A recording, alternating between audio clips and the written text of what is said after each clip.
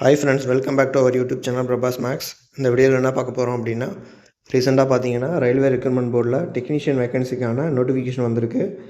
அது வந்து என்ன குவாலிஃபிகேஷனு, எவ்வளோ வேகன்சி வந்திருக்கு, என்னென்ன மெடிக்கல் ஸ்டாண்டர்ட்ஸ் வந்து இருக்குது, அதை பற்றி தான் வந்து இந்த வீடியோக்குள்ளே பார்க்க போகிறோம். வாங்க வீடியோக்குள்ளே போகலாம். அப்ளிகேஷன் ஓப்பனிங் டேட் பார்த்திங்க அப்படின்னா 9/3/2024, க்ளோசிங் டேட் வந்து 8/4/2024. அதாவது ஒரு மாதம் வந்து டைம் கொடுத்துருக்காங்க. அதில் வந்து எதுவும் வந்து மாடிஃபிகேஷன் பண்ணணும் அப்படின்னா 9 நாள்லேருந்து 18 நாளுக்குள்ளே வந்து நீங்கள் வந்து மாடிஃபிகேஷன் பண்ணிக்கலாம். ஓகேவா? அதுக்கப்புறம் வந்து ஆன்லைனில் தான் வந்து சப்மிட் பண்ணுறது. அப்ளிகேஷன் வந்து ஆன்லைனில் சப்மிட் பண்ணுறது மட்டும்தான். இதில் வந்து பார்த்திங்க அப்படின்னா டெக்னீஷியன் கிரேடு 1 அது வந்து லெவல் 5ல் வரும். இனிஷியல் பே பார்த்திங்க அப்படின்னா 29,200. இதுக்கான மெடிக்கல் ஸ்டாண்டர்ட் வந்து B1. இப்போ வந்து 3 வருஷம் வந்து எல்லாத்துக்கும் ஏஜ் ரிலாக்ஸேஷன் கொடுத்ததுனால 18 to 36 வருஷம் வந்து இதுக்கான ஏஜ். ஓகேவா? இது வந்து எவ்வளோ வேகன்சி வந்திருக்கு அப்படின்னா 1092 வேகன்சி வந்திருக்கு. டெக்னீஷியன் கிரேடு 3ல் பார்த்தீங்க அப்படின்னா அது வந்து லெவல் 2 போஸ்ட்டு, 19,900 இனிஷியல் பே. இதுக்கான மெடிக்கல் ஸ்டாண்டர்ட் வந்து பார்த்திங்க அப்படின்னா அனெக்ஷரில் வந்து ஒவ்வொன்றுக்கும் ஒவ்வொரு மெடிக்கல் ஸ்டாண்டர்ட் இருக்கும். அதை வந்து அவங்க மென்ஷன் பண்ணியிருப்பாங்க. ஏஜ் வந்து பார்த்திங்க அப்படின்னா 18 to 33 வருஷம். இது எவ்வளோ வேகன்சி அப்படின்னா 8,052 வேகன்சி. டோட்டல் வந்து பார்த்திங்க அப்படின்னா 9,144 வேகன்சி வந்து அனௌன்ஸ் பண்ணியிருக்காங்க. இதில் வந்து பார்த்திங்க அப்படின்னா 3 மெடிக்கல் ஸ்டாண்டர்ட் இருக்குது. A3, B1, B2. A3யில் பார்த்திங்க அப்படின்னா நம்ம ஸ்பெக்ஸ் போட்டிருக்கோம் அப்படின்னா அதோட அதோட பவர் வந்து 2 டயாப்டருக்கு மேலே இருக்கக்கூடாது. B1 பார்த்தோம் அப்படின்னா 4 டயாப்டருக்கு மேலே இருக்கக்கூடாது. B2 பார்த்தோம் அப்படின்னா இது வந்து 4 டயாப்டர் மேலே இருக்கக்கூடாது. இதில் வந்து பார்த்திங்க அப்படின்னா A3, B1 ரெண்டுலேயுமே கலர் விஷன் வந்து கண்டிப்பாக வந்து நம்ம வந்து கலர் விஷன் டெஸ்ட்டில் வந்து பாஸ் ஆகணும். கலர் விஷன் அப்படின்னா ரெட்டுக்கும் க்ரீனுக்கும் வந்து டிஃப்ரென்ஷியேட் பண்ண முடியல அப்படின்னா அவங்களுக்கு வந்து கலர் விஷன் இருக்குதுன்னு சொல்லுவாங்க. அதனால் வந்து பார்த்திங்க அப்படின்னா இந்த டெஸ்ட்டில் பாஸ் ஆகலை அப்படின்னா A3, B1 வந்து அவங்களுக்கு வந்து எலிஜிபிள் வராது. அப்போது வந்து பார்த்திங்க அப்படின்னா நீங்கள் வந்து B2க்கு ஏதாவது ஒரு போஸ்டிங்க்கு எலிஜிபிளாக இருந்தீங்க அப்படின்னா அந்த போஸ்டிங் கொடுப்பாங்க. இன்கேஸ் வந்து ஃபைனல் போஸ்டிங்கில் வந்து நீங்கள் A3 போஸ்டிங்கில் செலக்ட் ஆகிட்டு அதில் வந்து நீங்கள் எலிஜிபிள் இல்லாமல் போயிட்டீங்க அப்படின்னா உங்களுக்கு வந்து டைரெக்டாக வந்து மெடிக்கலி அன்ஃபிட் கொடுத்து அனுப்பிச்சிடுவாங்க. ஓகேவா? அதனால் வந்து நம்ம ப்ரிஃபரன்ஸ் கொடுக்கும்போது கண்டிப்பாக வந்து இந்த மெடிக்கல் ஸ்டாண்டர்டை வந்து பார்த்து அதுக்கேற்ற மாதிரி கொடுத்துக்க வேண்டியதான். ஓகேவா? டெக்னீஷியன் கிரேடு 1க்கு வந்து பார்த்திங்க அப்படின்னா 18லேருந்து 36 வரைக்கும் இருக்கிறவங்க அப்ளை பண்ணலாம். டெக்னீஷியன் கிரேடு 3க்கு பார்த்திங்க அப்படின்னா 18லேருந்து 33. இதில் வந்து OBC அப்படின்னா ஒரு 3 இயர்ஸ் வந்து ரிலாக்ஸேஷன் வந்து கிடைக்கும். ஓகேவா? இதோட ரெக்ரூட்மெண்ட் ப்ராசஸ் பார்த்திங்க அப்படின்னா ஒரே ஒரு கம்ப்யூட்டர் பேஸ்டு டெஸ்ட்டு மட்டும்தான். அதுக்கப்புறம் வந்து டாக்குமெண்ட் வெரிஃபிகேஷனு, அதுக்கப்புறம் வந்து மெடிக்கல் எக்ஸாமினேஷனு. இந்த கம்ப்யூட்டர் பேஸ்டு டெஸ்ட்டு வந்து பார்த்திங்க அப்படின்னா ஒவ்வொரு டெக்னீஷியன் கிரேடு 1க்கு தனி, டெக்னீஷியன் கிரேடு 3க்கு தனி. நீங்கள் அப்ளிகேஷன் போடும்போது பார்த்திங்க அப்படின்னா டெக்னீஷியன் கிரேடு 1க்கு தனியாக அப்ளிகேஷன் போடணும். டெக்னீஷியன் கிரேடு 3க்கு வந்து தனியாக வந்து அப்ளிகேஷன் போடணும். நீங்கள் வந்து ஒரே RRBயில் தான் வந்து அதாவது நீங்கள் ஒரு RRBக்கு மட்டும்தான் நீங்கள் வந்து அப்ளை பண்ண முடியும். இப்போ நான் வந்து டெக்னீஷியன் 1 இங்கே போடுறேன், டெக்னீஷியன் 3 வந்து வேறு ஏதாவது திருவனந்தபுரம் ஜோன் போடுறேன் அப்படின்னா அந்த மாதிரி பண்ண முடியாது. ஒரே ஜோனில் மட்டும்தான் நீங்கள் வந்து டெக்னீஷியன் 1, டெக்னீஷியன் 3 வந்து அப்ளை பண்ணலாம்.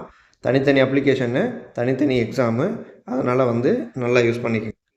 அடுத்து பார்த்திங்க அப்படின்னா டெக்னீஷியன் கிரேடு 1க்கு லெவல் 5 போஸ்ட்டுக்கு கம்ப்யூட்டர் பேஸ்டு டெஸ்ட்டுக்கு வந்து இதுதான் வந்து சிலபஸ்ஸு. ஜென்ரல் அவேர்னஸ் கொடுத்துருக்காங்க, general internet and reasoning, basics of computer and applications, mathematics, basic science and engineering. ஓகேவா? இதுக்கான என்னென்ன புக் படிக்கணும் அதெல்லாம் வந்து நம்ம வந்து நெக்ஸ்ட் வீடியோவில் வந்து போஸ்ட் பண்ணுவோம். அந்த வீடியோ பார்த்து தெரிஞ்சுக்கோங்க. நெக்ஸ்ட் பார்த்தோம் அப்படின்னா ஜென்ரல் அவேர்னஸில் வந்து 10 கொஷின் வரும், ரீசனிங்கில் வந்து 15 கொஷின், கம்ப்யூட்டரில் 20 கொஷின், மேத்தமேட்டிக்ஸில் 20 கொஷின், பேசிக் சயின்ஸ் அண்ட் இன்ஜினியரிங்கில் 35 கொஷின், மொத்தம் வந்து 100 கொஷின் வருது. இதில் வந்து பார்த்திங்க அப்படின்னா நெகட்டிவ் மார்க் வந்து 1/3, அதாவது 3 கொஷின் தப்பு பண்ணிங்க அப்படின்னா ஒரு கொஷின் வந்து உங்களுக்கு நெகட்டிவ் மார்க்கில் எடுத்துருவாங்க. ஓகேவா? இதே வந்து டெக்னீஷியன் கிரேடு 3க்கு பார்த்திங்க அப்படின்னா இதுலேயும் வந்து 100 கொஷின், 90 மினிட்ஸு. இதுலேயும் வந்து நெகட்டிவ் மார்க் 1/3 தான். இது இன்கேஸ் வந்து CPT வந்து மல்டிபிள் செப்பில் இருந்தது அப்படின்னா நார்மலைசேஷன் வந்து இது கண்டக்ட் பண்ணுவாங்க. அடுத்து வந்து பார்த்திங்கன்னா இதில் வந்து மினிமம் பாஸ் பர்சன்டேஜ் வந்து எவ்வளோ அப்படின்னா அன்ரிசர்வ்டு எக்கனாமிக்கலி வீக்கர் செக்ஷன் அவங்க இருக்காங்கல்ல அவங்களுக்கு வந்து 40%, OBC நான் கிரிமி லேயருக்கு 30%, SC 30%, STக்கு வந்து 25%. ஓகேவா? இதுக்கான சிலபஸ் பார்த்தீங்க அப்படின்னா mathematics, reasoning, science, general awareness. இது வந்து எல்லாத்துக்குமே வந்து சேம் சிலபஸாக தான் வரும். அதனால் பார்த்தீங்க அப்படின்னா இதுக்கான என்னென்ன புக் படிக்கணும் அதெல்லாம் வந்து நம்ம வந்து இன்னொரு வீடியோவில் வந்து போடுவோம். அதை பார்த்து தெரிஞ்சுக்கோங்க. இதில் வந்து பார்த்தீங்க அப்படின்னா டெக்னீஷியன் கிரேடு 3க்கு மேக்ஸில் வந்து 25 question, reasoning 25, science 40 question, general awareness வந்து 10 கொஷின், மொத்தம் 100 கொஷின்னு 90 நிமிஷம். ஓகேங்களா? இப்போ பார்த்தீங்க அப்படின்னா ஒவ்வொரு போஸ்ட்டுக்கும் என்ன குவாலிஃபிகேஷன் அப்படின்றத பார்க்குறோம். ஃபஸ்ட் வந்து டெக்னீஷியன் கிரேடு 1 சிக்னலுக்கு பார்த்தீங்க அப்படின்னா BSc physics, electronics, computer science, IT, instrumentation இது வந்து படிச்சிருக்கணும். அப்படி இல்லை அப்படின்னா இதில் ஏதாவது ஒரு சப்ஸ்ட்ரீமில் வந்து படிச்சிருக்கணும். சப்ஸ்ட்ரீம் அப்படின்னா அந்த சப்ஜெக்டை வந்து 4 வருஷமும் நீங்கள் வந்து கண்டிப்பாக படிச்சிருக்கணும். அதாவது எலக்ட்ரானிக்ஸ் அப்படின்னா எலக்ட்ரானிக் சப்ஜெக்ட் வந்து 4 வருஷமும் படிச்சிருக்கணும். ஃபிசிக்ஸை வந்து 4 வருஷமும் படிச்சிருக்கணும். கம்ப்யூட்டர் சயின்ஸ் 4 வருஷமும் படிச்சிருக்கணும். இன்ஃபர்மேஷன் டெக்னாலஜி 4 வருஷம் படிச்சிருக்கணும். இன்ஸ்ட்ருமெண்டேஷனை 4 வருஷம் படிச்சிருக்கணும். அப்படி இல்லைன்னா 3 வருஷம் படிச்சிருக்கணும். ஓகேவா? சப்ஸ்ட்ரீம் வந்து பார்த்தீங்க அப்படின்னா ஃபிசிக்ஸை வந்து 3 வருஷம், இல்லை இன்ஜினியரிங்னா 4 வருஷம் அதை வந்து நீங்கள் வந்து படிச்சிருக்கணும். அப்படி இல்லை அப்படின்னா 3 இயர்ஸ் டிப்ளமோ இன் இன்ஜினியரிங்கு அதே ஸ்ட்ரீமில் இல்லை வந்து சப்ஸ்ட்ரீமில் ஏதாவது நீங்கள் வந்து டிப்ளமோ படிச்சிருந்தீங்கன்னா இதுக்கு அப்ளை பண்ணலாம். அதே மாதிரி டிகிரி வந்து படிச்சிருந்தீங்க அப்படின்னா இதுக்கு வந்து அப்ளை பண்ணலாம். அதாவது டிகிரி வந்து physics, electronics, computer science, IT, instrumentation இதிலெல்லாம் வந்து டிகிரி நீங்கள் படிச்சிருந்தீங்க அப்படின்னா நீங்கள் வந்து டெக்னீஷியன் கிரேடு 1க்கு எலிஜிபிள். இதே சப்ஸ்ட்ரீம் அப்படின்னா நீங்கள் பிஎஸ்சியாக இருந்தீங்கன்னா 3 இயர்ஸ் வந்து அந்த சப்ஜெக்ட் ஃபுல்லாக படிச்சிருக்கணும். அப்படி இல்லை இன்ஜினியரிங்காக இருந்தீங்க அப்படின்னா அந்த சப்ஜெக்டை வந்து நீங்கள் 4 இயர்ஸ் வந்து ஃபுல்லாக படிச்சிருக்கணும். இப்போ எலக்ட்ரானிக்ஸ் அப்படின்னா எலக்ட்ரானிக்ஸ் வந்து 4 வருஷமும் படிச்சிருக்கணும். மற்ற எல்லா போஸ்ட்டுக்கும் பார்த்தீங்க அப்படின்னா 10th + ஐடிஐ. மற்ற எல்லா டெக்னீஷியன் கிரேடு 3க்கும் 10th + ஐடிஐ தான்.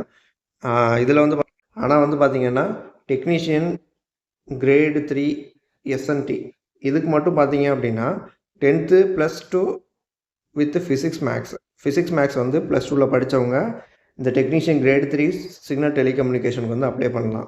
மற்ற எல்லா போஸ்ட்டுக்கும் டெக்னீஷியன் கிரேடு 3க்கு 10th + ஐடிஐ தான். ஓகேங்களா? மொத்தமாக பார்த்தீங்க அப்படின்னா ஆர்ஆர்பி சென்னையில் 833 வேகன்சி வந்து நோட்டிஃபை பண்ணியிருக்காங்க. இதில் டெக்னீஷியன் கிரேடு 1 வந்து 48. ஓகேவா? மீதி டெக்னீஷியன் கிரேடு 3 எல்லாமே வந்து பார்த்திங்கன்னா 785 போட்டிருக்காங்க.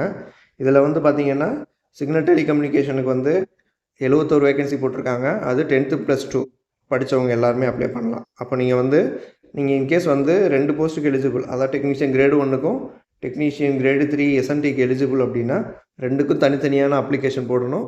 தனித்தனியான எக்ஸாம் வைப்பாங்க.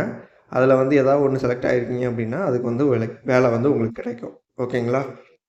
இதில் எதுவும் உங்களுக்கு டவுட் இருக்குது அப்படின்னா கமெண்ட்ஸில் வந்து போடுங்க. அதுக்கான ரிப்ளை வந்து நான் வந்து பண்ணுறேன். ஓகேங்களா? இந்த வீடியோ உங்களுக்கு பிடிச்சிருந்தது அப்படின்னா லைக் பண்ணுங்கள், ஷேர் பண்ணுங்கள், சப்ஸ்கிரைப் பண்ணுங்கள். தேங்க்யூ.